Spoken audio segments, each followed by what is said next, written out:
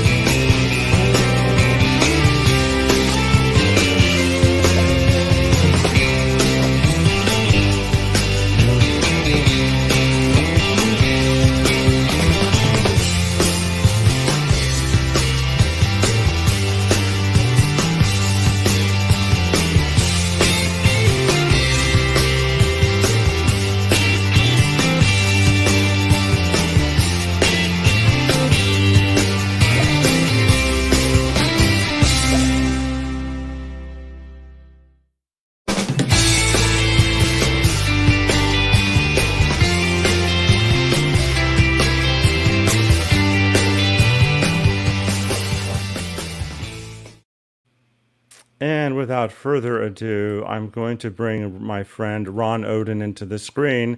We're having an audio challenge, so we're going to see right now. So say something, Ron, to see if I hear you in my phone or on the screen. Hopefully you can hear me. I'm hearing you simply in my phone. So that's how I'm going to be bringing your audio into this conversation. I'm going to hold my phone right up to my microphone. because Okay. I'm not connected to audio where you are now.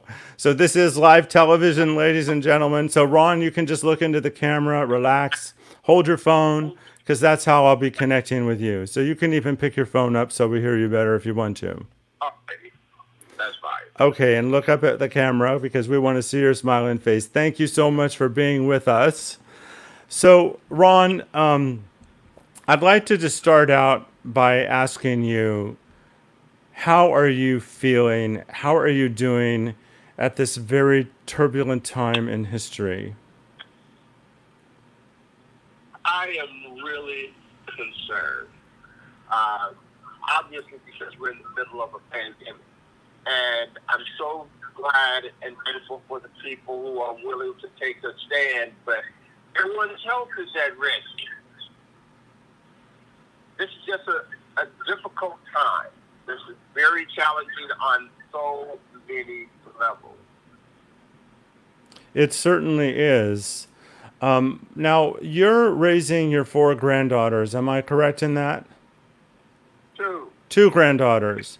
yes. Okay, how are they doing and how are you helping them at this time? And for that matter, how are they helping you? Well, we talk about what's happening all the time.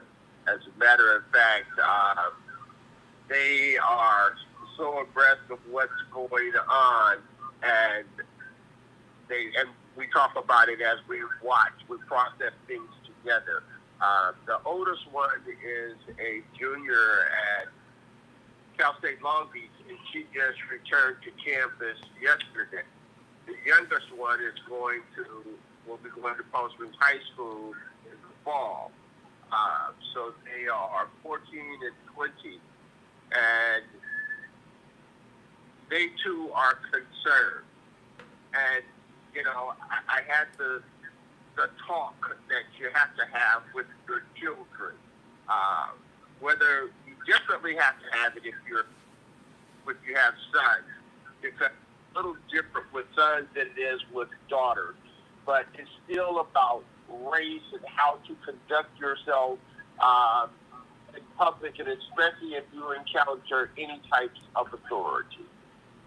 Hey, Ron, are you on a laptop? Are you Beg pardon? talking? Are you talking on a? Are you on a laptop? No. Okay, because you're at the very bottom of your screen, so we're just sort of seeing. We're just there. That's perfect. That's perfect. Yes. So we do have some comments. We have a gentleman named Patrick Weiss who says Ron, and your good buddy Craig Prater says hi Ron. It's been many many years. My So goodness.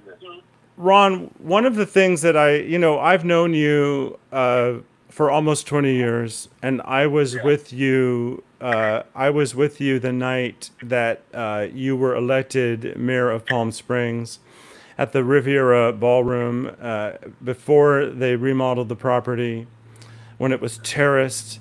And in my archives, I have a historic photo of you, Jenny Foden, and Steve Punier holding your arms up in the air, clasped together, because there were three LGBT people elected that night. Jacob And Doherty. yes, and that was a real pivotal shift in our world.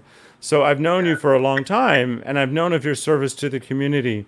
But what I learned in preparing for today's broadcast is that you have a direct connection to the roof I have over my head right now. Would you like to know what that is? What is it? Where are you? I live in the affordable housing affiliated with Desert AIDS Project at the Oh, corner yeah. of Vistachino and Sunrise. And I have learned that it was through your advocacy, and perhaps significantly because of your advocacy, that DAP was able to move into this property. Would you talk about your role in housing, in helping DAP land where it was in what has become a historic place for our community?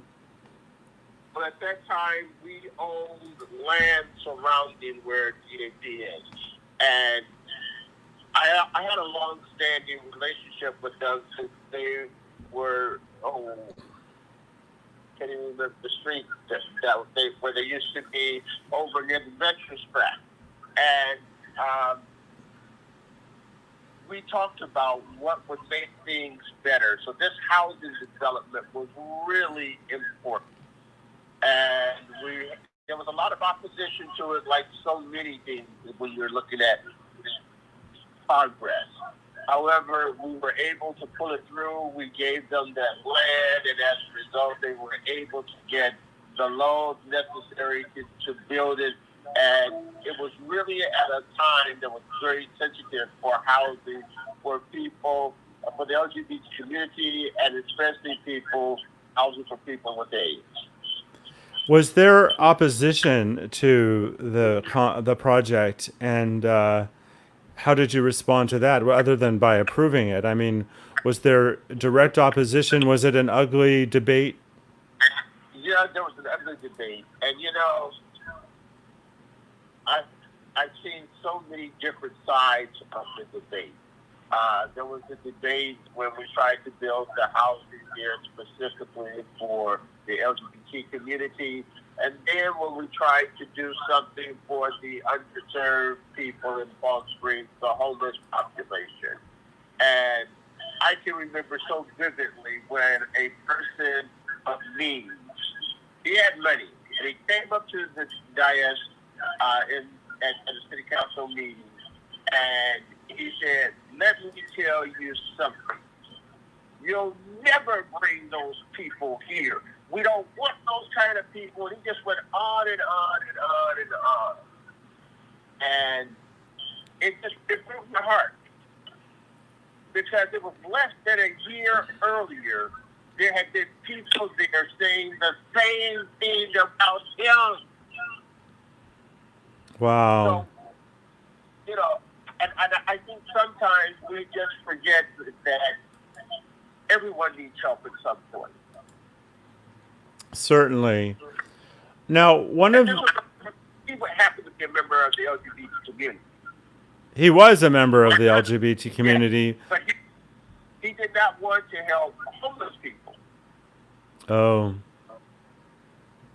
Well, I was borderline homeless when I moved into this complex. I really was technically homeless when I moved into this complex. I had a roof over my head because I had arranged for some temporary housing, but I didn't have a place to call my own. And I do because of Desert AIDS Project, and Desert AIDS Project is on this corner because of your advocacy, and I think that that's an important piece of history. Yes, it is. It is an important piece of history. But we have also a senior housing program that's very here. So we were really trying to accommodate the needs of the city. Now, when you were triumphant in your victorious election, Ron, what was the national response when you became the first openly gay African American mayor in the United States? It was incredible. It was incredible. The national and international response. I mean, I never expected the international, but I got cards and letters and calls from leaders all over the world for a small little city. But the national response was incredible. People know about Palm Springs. Well, for so many reasons, but that was an amazing experience to be a part of, and I was supportive of that campaign, I'm proud to say.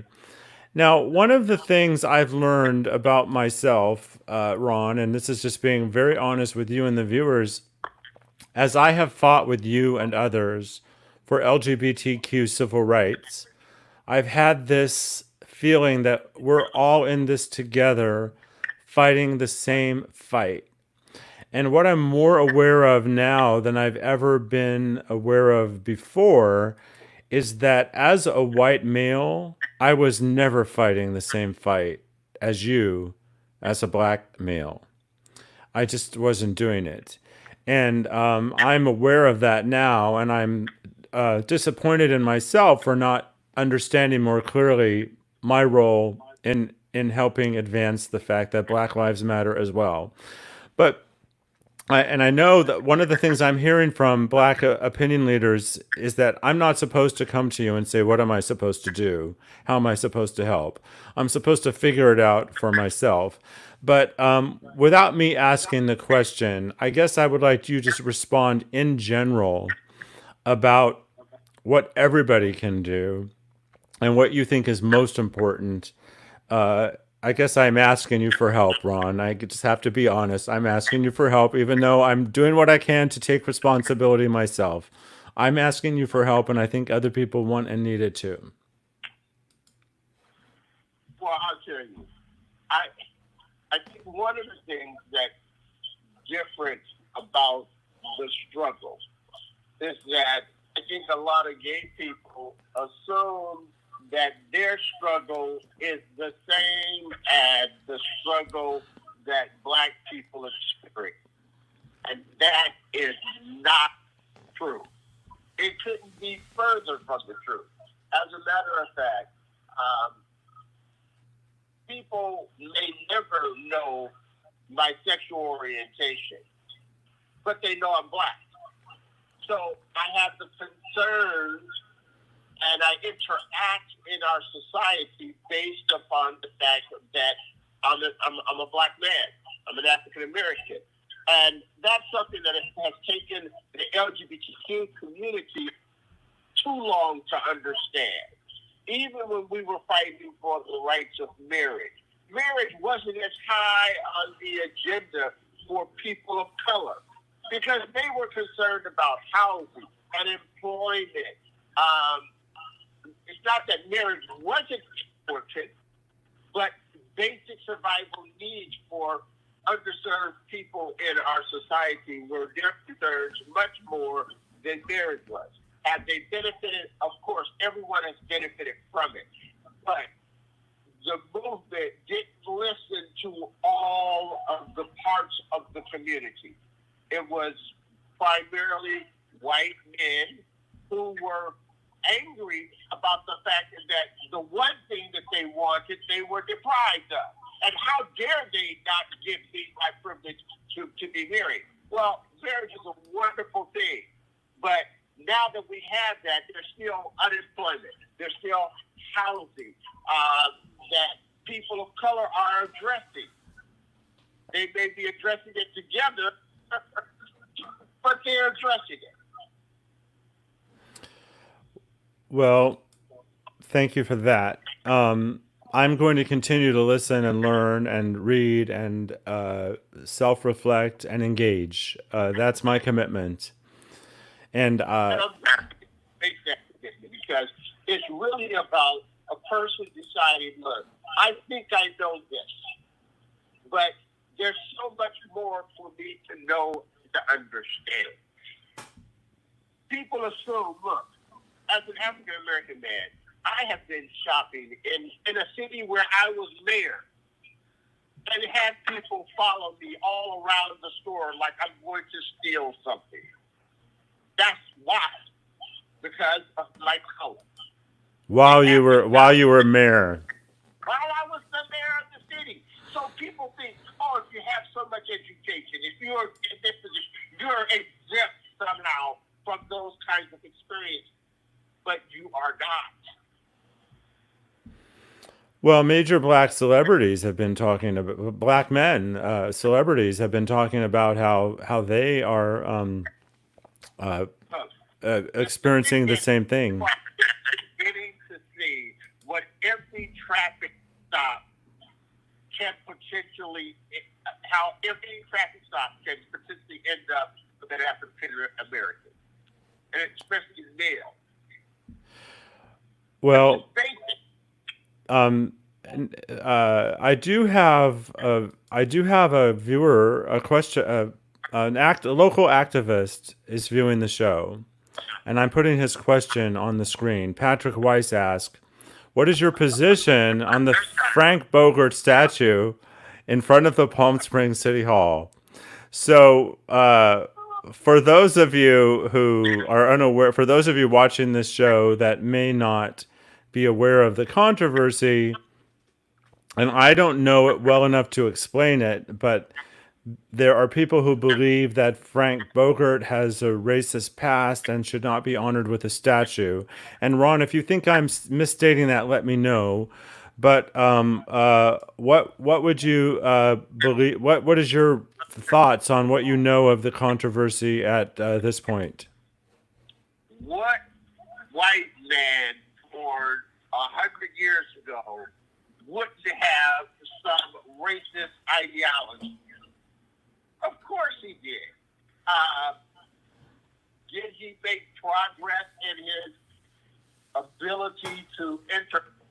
Look, at my star dedication in the city of Palm Springs, he was one of the speakers, and he managed to offend the audience by a comment made. But I know that was not his intention, that was not his heart, but he was a product of his time. And as much and as hard as he tried to be different, he couldn't. So, do you think the statue should stay or go, or do you want to stay out of it? Well, I think if it goes, it's fine. It's a part of our history. Perhaps it should not go in front of City Hall, but it's a part of the history of the city. Look, there are other things that are far, I think, more important than his statue. All right. Now, for example, O'Donnell Golf Course. It had a restrictive covenant that none of those people could be members or play there, even though the water rights came from a black man who helped to design the golf course itself, Crossley. Okay, so the groups and the city made a covenant with them for 100 years that they could lease that property and have control over it. There may be 30, 35 years left on it. That should go. In a city that talks about openness and acceptance of all people. Now, I'm not saying that the people today who are members are racist. They probably are not. But they are still perpetuating what started off certainly as racist. And today they are at least exclusivists, saying that this is ours and the other people can't come. It may not be based upon race, but it's the same thing. So let me... Everyone who pays taxes in Palm Springs should have access to O'Donnell Golf Course. And they literally put up and trees saying, "Chief out." They're still there. Okay. Okay, so let me unpack. It's far more important than Frank Bogert. Okay, so let me unpack this, and you let me know if I'm unpacking it incorrectly. So, built into the 100-year lease of the O'Donnell Golf Course was and is their ability to discriminate on the basis of race, which is overridden now by federal law, but probably still part of the original agreement. Is that what you're saying? Yes. And the whole concept of a country club on prime land, some of the most prime land in the city, on city-owned land, you feel that should be returned to the public use, but not because of the racist past, or because of the racist past. How does that factor into the wanting to repurpose its use today? So what now? How does the racist past of the golf course factor into your decision to want it to now be available for the public? And of your understanding of the city, does the city even have any way of doing that if they wanted to?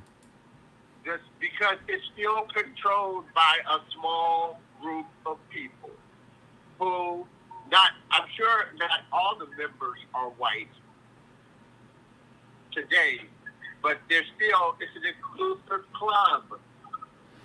Okay, I think, Ron, we may have broken some news today. Have you spoken publicly about this thought? Look, Sonny Bono tried to disband it. I made an attempt, but the issue is still there. So for a city that boasts about its openness and acceptance of all people, that's a part of our history that I think is just as heinous as any other things that have happened, short of Section 14. All right, and for people that are unaware of Section 14, why didn't you break that down for us? Section 14 was our downtown corridor, and that's the place where all minorities and poor whites live. They went to work at school one morning, and when they came back, everything had been completely razed. And the case went all the way up to the state Supreme Court, and the court ruled that though it was one of the most inhumane actions that they have seen taken in a justice, that it was still legal. But the people were uneducated, and they really didn't realize that when they would return to nothing. Now, it was a shanty town for sure, but it was still home. And now it's the premium shopping district of Palm Springs. And I guess that there are countless cities that have that sort of horrible legacy. Yeah. Now, the thing is, it was on tribal land, but at that time, the land was under conservatorship. Tribe was not in charge of their own land. Okay.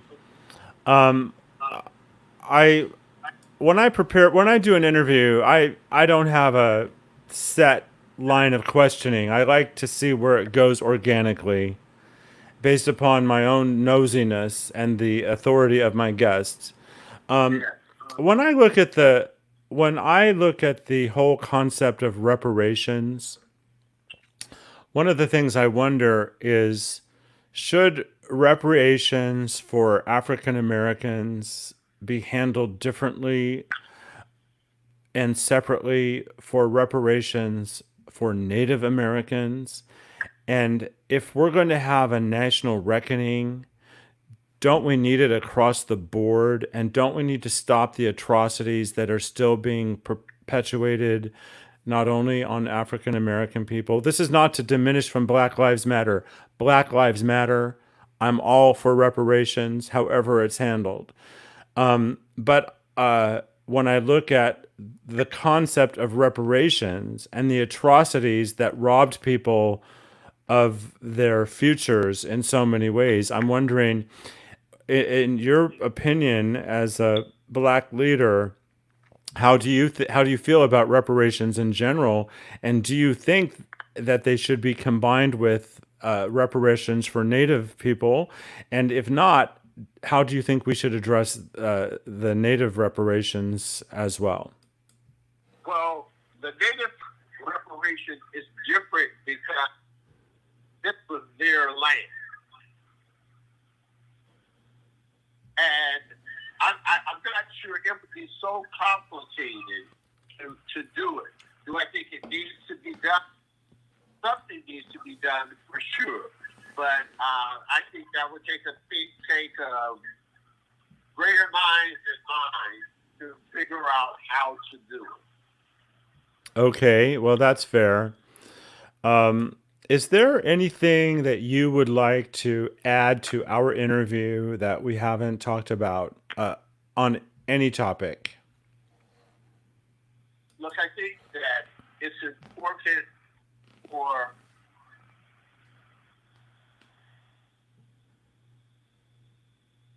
people from the dominant culture to look at not just at themselves, that they need to separate themselves in a sense from this. Because some people think, well, because I haven't had any specific financial benefit from white, that privilege doesn't exist. this. And it's not just about that. Look, it was so well known that when I was growing up, if a white person who was down and out, another white person passing them would say to them, "Look at yourself. Don't you know you're white?" In other words, there's no excuse for you because everything is in your favor. Now, you don't hear those as much today, but believe me, in my lifetime, I've heard a lot. And I used to hear that a lot. And it wasn't just in the South. It was a national thing that people understood. But now today, people are like embarrassed to know that they have some sort of privilege. It's just a fact. And I think it's important to move beyond our sheltered existences and understand that people who have been talking about and complaining about situations for not just decades, for hundreds of years, that the situation is real. And that to sit in your home where safety is safe, look at an encounter like that, well, you've never. So you don't discount it because you've never experienced. And as a person who would expect it not to happen to say it happens to all of us, no matter how much education you have, no matter how much money you have, still the same thing. Okay. I would like to give you a moment to celebrate your heroes, heroines, role models. Who are some of the people, known and unknown, that have made you who you are today? Well, my grandfather. My grandfather was born in 1860. And he died in 1967. My grandfather was born during slavery. I am second generation from slavery. People talk about something that happened so long ago. 2 generations. My grandfather lived in slavery. He lived 107 years. My mother was first generation. I am second. And my grandfather could tell me so many things as a child about what life was like for him.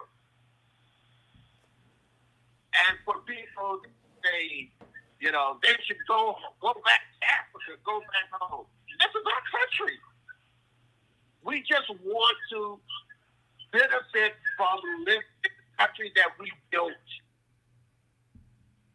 And it's so insulting when people say things like you're not quite full Americans, that it almost goes back to the 2/5 of a person. In this day and age, and it's unfortunate to have a leader who panders to that kind of, and we're suffering for it. I mean, literally suffering for it. Because it also affected how people even respond to the pandemic. Yes, it's really horrible. I just want to honor your grandfather and all of your ancestors and you. Thank you. I feel love and admiration for who you are and the life that you live, and I'm honored that I know you. And I want to thank you for being on the show today. Is there anything upcoming for you that you would like my viewers to know about? Well, I'm continuing to teach out college in the desert and loving to interact and spend as much time with my grandchildren as possible. Well, I appreciate that you have taken time out of your Sunday morning to have this live chat with me. You're welcome on my show anytime. Thank you for having me. And I have to tell you, the person I really admire you for your personal growth and your commitment that you made earlier is just outstanding, so moving. As a human being, to hear you make that kind of commitment to try to better understand, that's really what it's all about. And I honor you and I thank you. And wish you the best in all of your endeavors. Thank you, Ron. We're all in this. We're all in this life together. Thank you so much. You have a lovely day. All right. Bye-bye. So that was the amazing Ron Oden, and I'm so glad we worked out the technical challenge. There was an issue in connecting his audio to the studio today. So as you already know, we brought him in via phone, and I have no idea how that sounded for you. So I hope that it sounded well. That hope sounded good. Have lots of shows upcoming. You can find all of them at PromoHomo.TV. And until next time, I'm Nicholas Snow. Thank you for watching.